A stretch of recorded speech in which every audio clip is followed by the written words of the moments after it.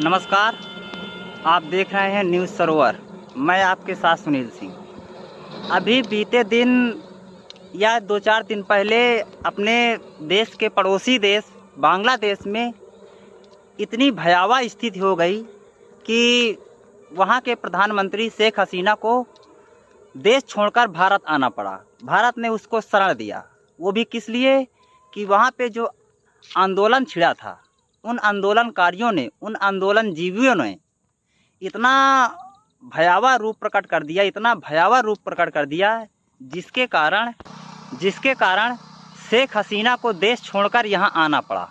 आपको बता दें कि वहाँ पे जो आंदोलन शुरू हुआ था, इस वजह से शुरू हुआ था कि वहाँ पे जो आरक्षण है, आरक्षण बढ़ाया जाए। लेकिन ये बता रहे थे कि इससे देश में क्रांति आएगी, लेकिन क्रांति के आड़ में वहाँ पे जो हिंदू रह रहे थे, अल्पसंख्यक हिंदू थे, उनको वहाँ टारगेट किया गया। और टारगेट इतना किया गया कि उनके घर में जाकर हिंदुओं के बहन बेटियों पर अत्याचार किया गया। जिनको पाया गया उनकी या तो गर्दन जीवा कर दी गई या फिर उनको लाकर तमाम तरह के प्रताड़ना दिया गया। आपको बता दें कि वो जो आंदोलन था उससे लोग बता रहे थे कि इससे क्रांति आएगी, लेकिन इससे उल्टा हुआ। तो देखिए, कुछ 2-4 लोगों ने जो मंदिर की फ़ोटो डाली थी और ये कह रहे थे कि इसमें हम लोग मंदिर को बचा रहे हैं या हिंदुओं को बचा रहे हैं, लेकिन ऐसा हुआ नहीं। लोग बचा नहीं रहे थे, बल्कि आप देखेंगे, आप सोशल मीडिया पर जाएंगे तो देखेंगे कि वहाँ लोग मंदिर को तोड़ रहे हैं या हिंदुओं के जो इष्ट हैं उनकी मूर्तियों की तोड़ी जा रही है। ये बहुत अच्छा नहीं किया गया है। और देखिए, अभी तक जो गाज़ा पट्टी या हमास में कहीं इजराइल बम विस्फोट करता था, तो यहाँ के जो राजनीतिक दल थे वो लोग कैंडल जलाते थे, संसद में कैंडल जलाते थे, या बरेली हो गई या आजमगढ़ हो गया, इस तरह के कई जगहों पर ये लोग कैंडल जलाकर उसका विरोध किया था। लेकिन अब आप देखिए, यहाँ पे सेकुलरिज्म का जो डंडा पीटते हैं, उनके सभी के मुंह में दही जम गया है या तो मुंह में ताला लग गया है। जो अखिलेश यादव अपने को सेकुलरिज्म बताते हैं, उनकी पार्टी से कोई भी नेता ऐसा नहीं हुआ जो कहे कि वहाँ पे जो अल्पसंख्यक, आपको बता दें कि वहाँ पे जो अल्पसंख्यक हिंदू हैं उसमें ज़्यादातर लोग जो हैं एससी बिरादरी के हैं। उसमें 1,30,000 के लगभग लोग वहाँ पे रह रहे हैं, लेकिन किसी राजनीतिक दल ने ये साहस नहीं जुटा पाया कि हम 2 शब्द बोल पाएँ।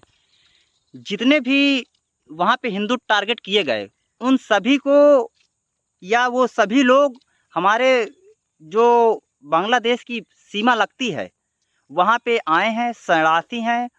वो लोग कह रहे हैं कि हमको जो है भारत में मिला लिया जाए, लेकिन वास्तव में मिलाना भी चाहिए, क्योंकि जब हमारा संविधान बना था तो उसमें बहुत से हिंदू जो पाकिस्तान चले गए हैं, लेकिन जो बचे थे या कहिए जो मुस्लिम भी यहाँ बचे थे, तो जब संविधान का गठन हो रहा था तो उसमें जो पंडित जी थे, वल्लभ भाई पटेल थे और तमाम लोग थे, उन्होंने इस संविधान में लिखा है कि अगर विदेश में रह रहे हिंदुओं पर कोई भी अत्याचार होगा, कोई भी प्रताड़ित किया जाएगा, उसको भारत अपनी दोनों बाहें फैलाकर उसका स्वागत करेगा और उसको तुरंत यहाँ बुला लिया जाएगा। लेकिन अब देखिए, कोई भी सरकार इस पर बोलने के लिए तैयार नहीं है। आप उद्धव ठाकरे को देख लीजिए, उद्धव ठाकरे भी कुछ बोलने के लिए तैयार नहीं है।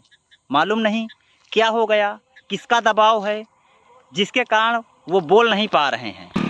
आप देखिए कि आप विजुअल में भी देख पा रहे हैं कि जो वहाँ के आंदोलनकारी थे, वहाँ की जो प्रधानमंत्री शेख हसीना थी, उनके निजी आवास पर या प्रधानमंत्री हाउस पर आंदोलनकारी घुस गए हैं और वहाँ से उनके जो अंतः वस्त्र थे उनको उठाकर देखिए कैसे लहरा रहे हैं। तो ऐसे आंदोलनकारी हैं और बता रहे हैं कि इससे क्रांति आएगी। अब इससे कैसे क्रांति आएगी? इसमें जो आंदोलन कर रहे हैं उसमें जो मेन इसका लीड कर रहा है उसने अब जो है वहाँ की सत्ता संभाल ली है। अब देखिए शेख हसीना ने भी ट्वीट किया है कि हम जल्द ही अपने देश वापस लौटेंगे। तो मैं सभी राजनीतिक दलों से कहना चाहूँगा कि कुछ अपनी राय दें जिससे हिंदुओं की सुरक्षा हो। देश का सवाल है और राजनीति लोग से देश पूछना चाहता है कि राजनीतिक दलों के मुंह में चुप्पी क्यों सध गई है, इनके मुंह में दही क्यों जम गया है। धन्यवाद।